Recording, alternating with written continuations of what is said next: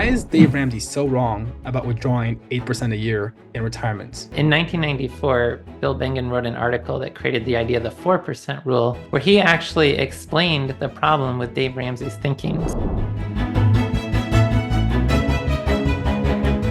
Why does Ken Fisher hate on annuities, and is he right? Is he wrong? It's not that he thinks annuities are bad or he hates them. It's a marketing gimmick that he uses. I've even been to a conference where he admitted this.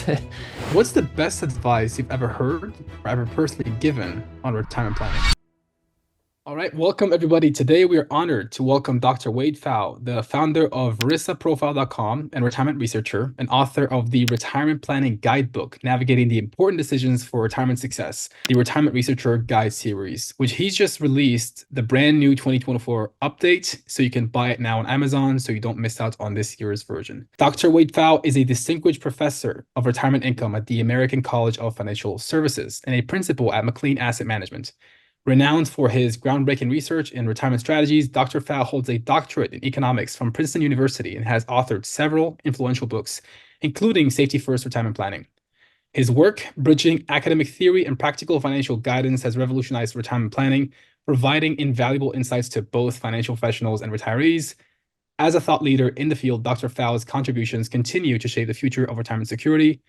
Dr. Pfau has been featured on Morningstar, Kitseeds.com, Advisor Perspectives, Think Advisor, MarketWatch, NAPA, Yahoo.com, Retirement Income Journal, 401k Specialist, Financial Advisor Magazine, Investment News, and Alliance for Lifetime Income. And today, he's our guest at the Clients Black Box YouTube channel and the 10X Marketing with Alex Casa podcast. Dr. Pfau, welcome to the show. Yeah, thanks, Alex. Pleasure to be here. And thanks for the nice intro. I didn't recognize a lot of that. Sounds like you made your intro yourself. Thank you. I could make that 10 times longer, but we had to. So I wanted to start with probably one of the trendiest topics that a lot of people are talking about nowadays. Recently, you got into a pretty public debate on the internet with Dave Ramsey. So Mr. Ramsey suggested that an 8% withdrawal rate in retirement is fine as long as you're getting 12% a year returns on good mutual funds, according to him. So the question is, in plain English, for the average person, why is Dave Ramsey so wrong about withdrawing 8% a year in retirement? It's really a matter of trying to do something that's safe in terms of being more likely to work. And so in 1994, Bill Bengen wrote an article that created the idea of the 4% rule, where he actually explained the problem with Dave Ramsey's thinking. So we've known this for 30 years. And the issue is, you may get an average return over time, but you don't get the average every year. Markets are volatile. Sometimes markets are up, sometimes markets are down.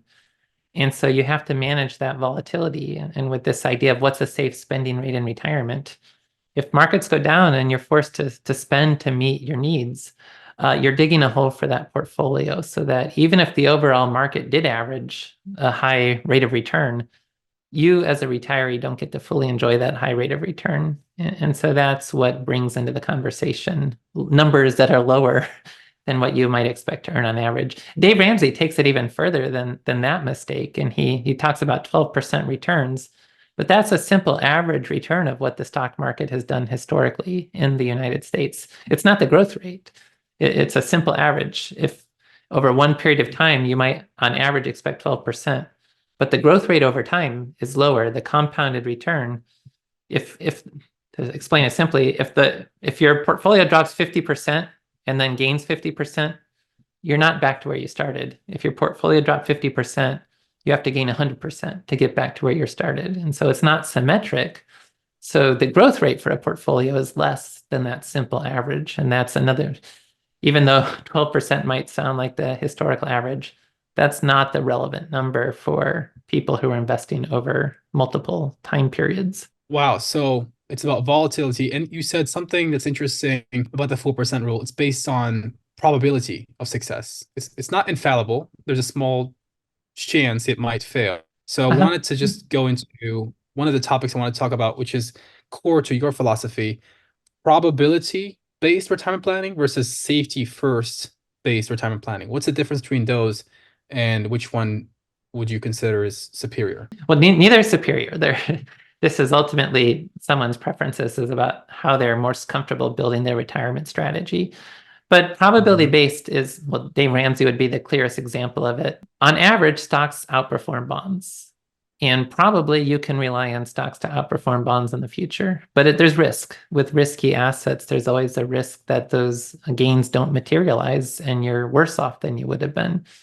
Probability basis, I'm comfortable relying on the idea that stocks will outperform bonds in a manner that I can rely upon to support my retirement spending.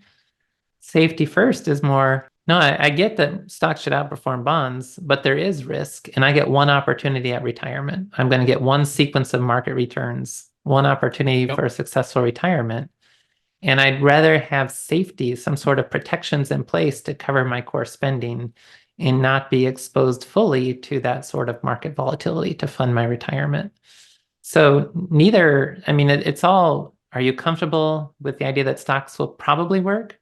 Or are you more comfortable having security in place to make sure that your basics are covered, even if we get a downturn or different market volatility events that might disrupt the ability for the investment portfolio? Got it.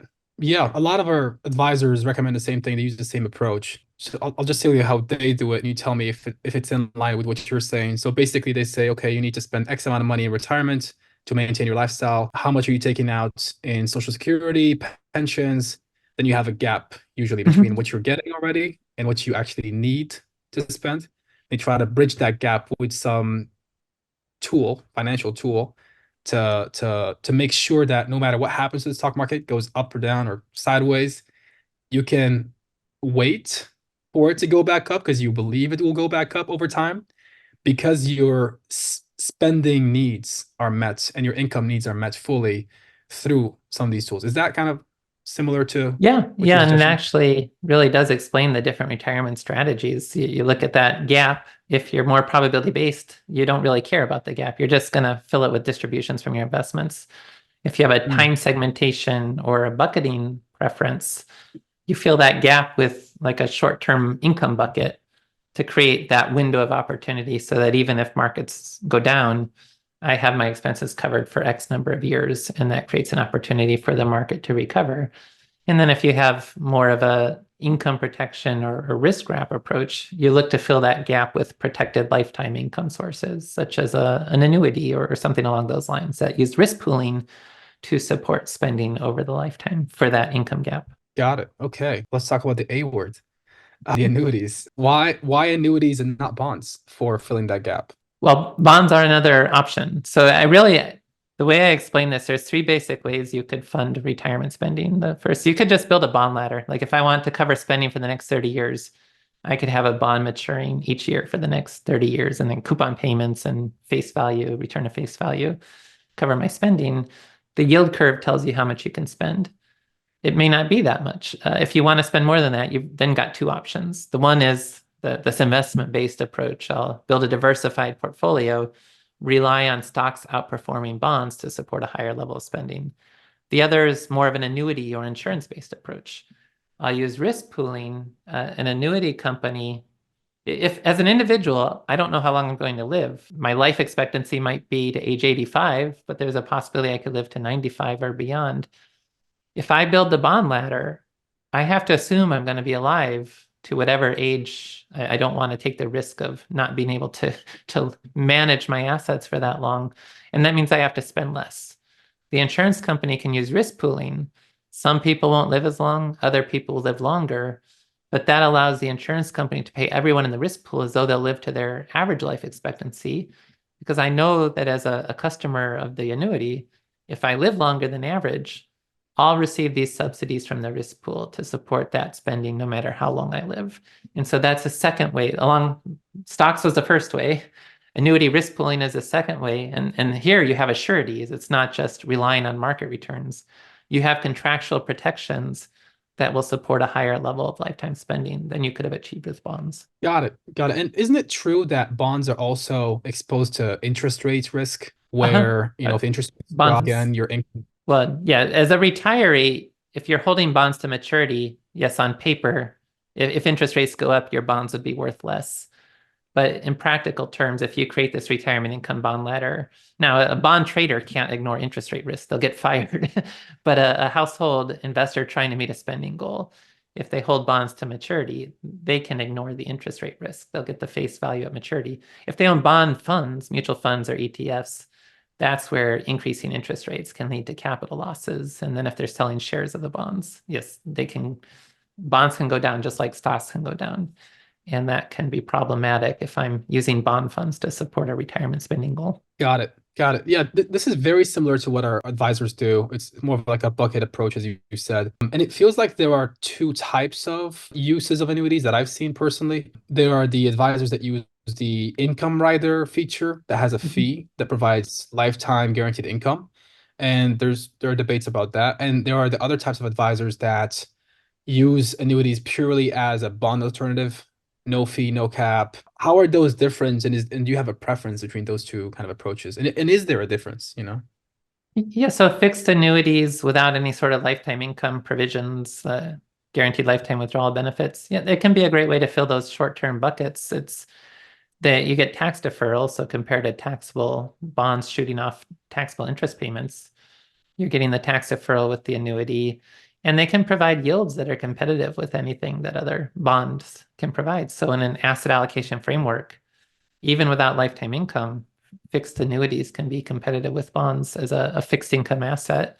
And then, yeah, for lifetime income, well, then you're adding, well, some people will annuitize the contract, but mostly we're talking about adding living benefits so that you're paying an insurance premium so that in the event you outlive the asset base, you'll continue to receive that protected lifetime income. And so that's where you're generating those mortality credits to also support a lifetime income no matter how long you live. Got it. Okay. And when you say the word annuity, most people will probably think about Ken Fisher's ads.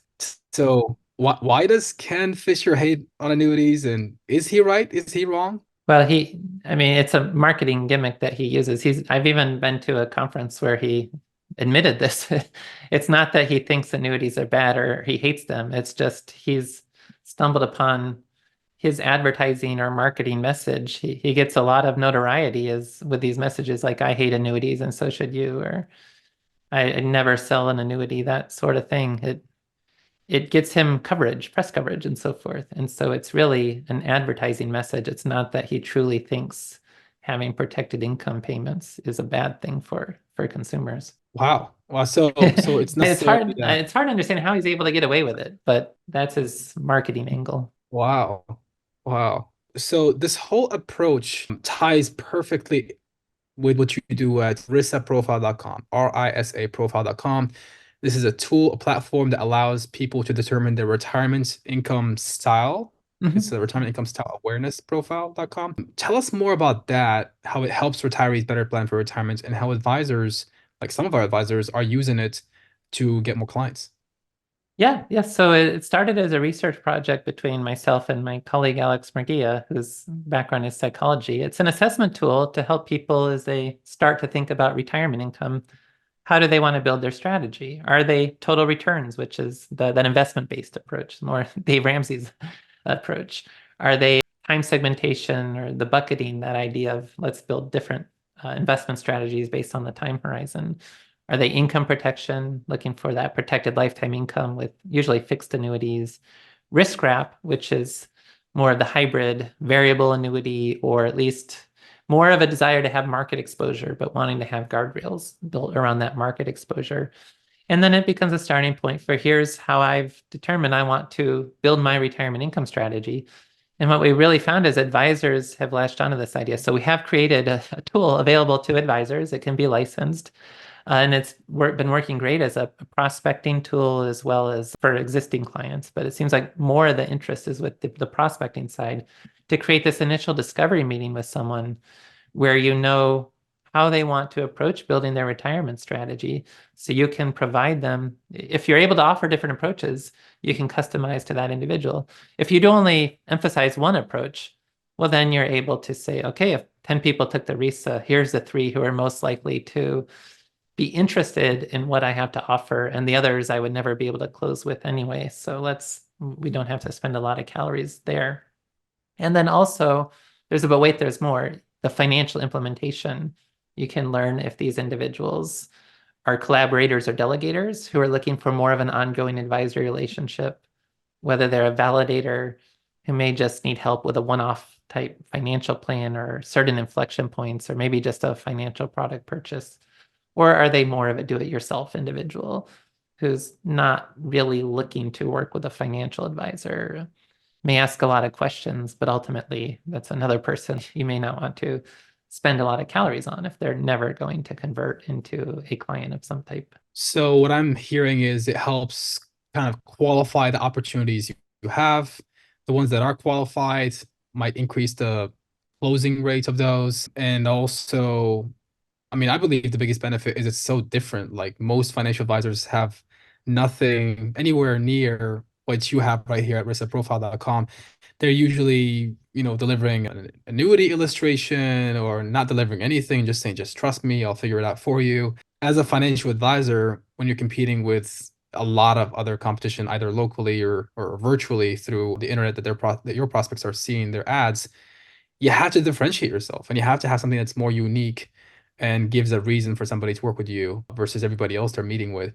And it seems like RISA Profile does that. And what I like most about it is you're not saying that there's a cookie cutter, one size fits all solution for all retirees. It just depends on what your style is. Mhm. Do you like risk? Do you like less risk? Are you like this? Are you like that? And each kind of person finds their solution within the platform you guys built. Is that kind of what you're Yeah, doing, we're summarizing it? ultimately agnostic. I think mathematically a strong case can be made for the income protection, but I've been around these debates long enough to know there's some people who simply have that investment mindset and that's all they want to think about. And so I think ultimately, okay, let's find the approach that it works best for you as an individual.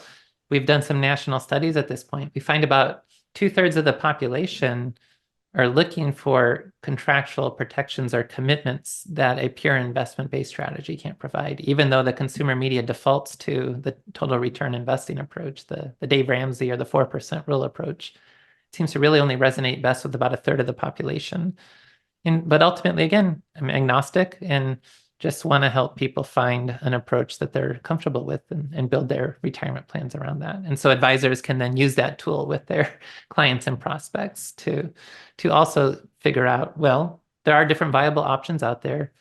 Let's find the option that you're most comfortable with. Awesome. Awesome.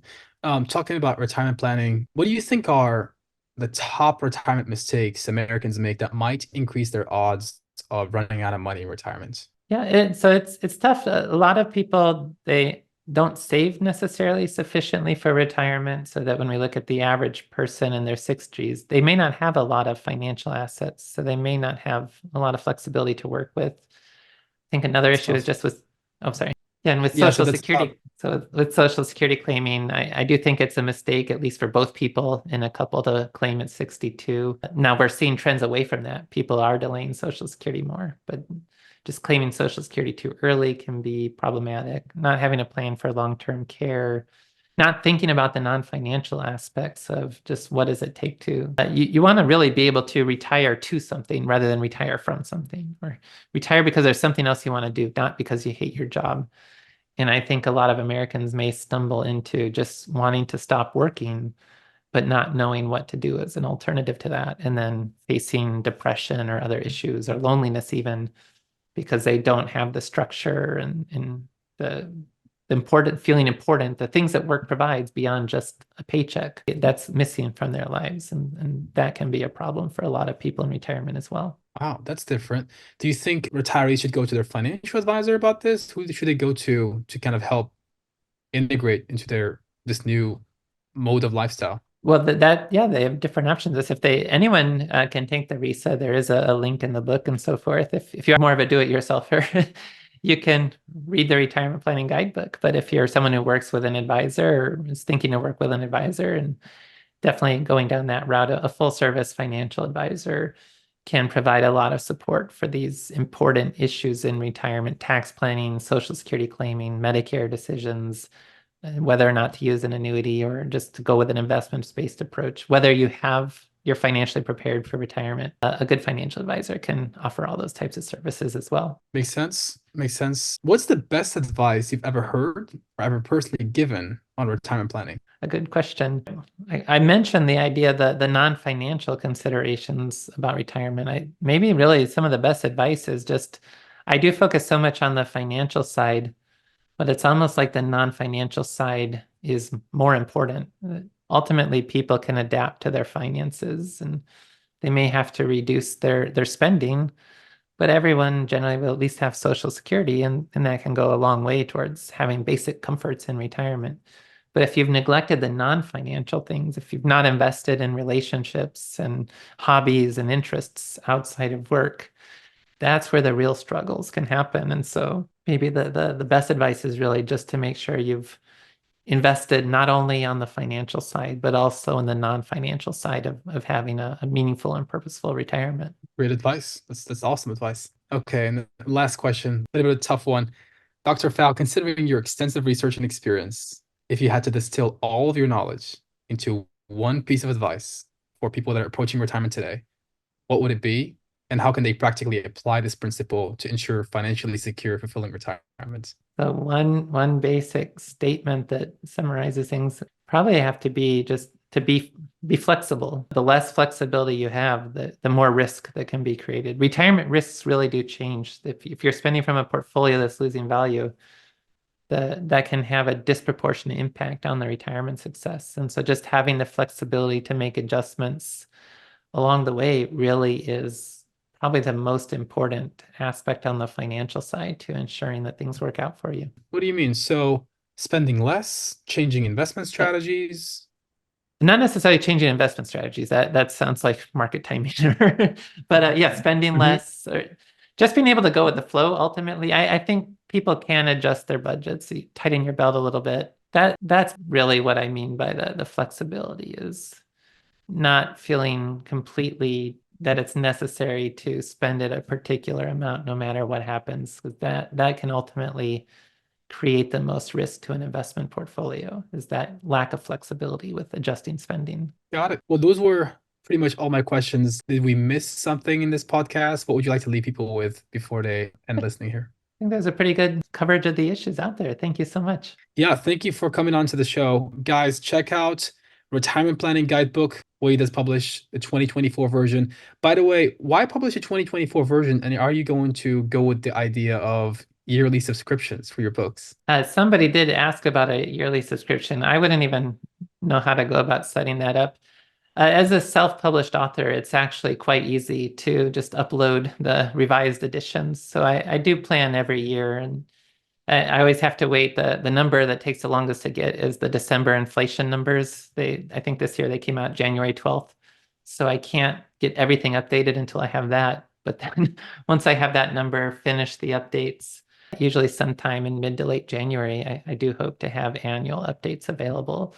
And occasionally it'll be a major change, like a new version. The Secure Act's changed so much. The tax laws are currently projected to change in 2026. There may be events that happen where I have to make bigger new versions. But if it's just the minor, here's all the new numbers for the year, and I'd like to make those annual updates available.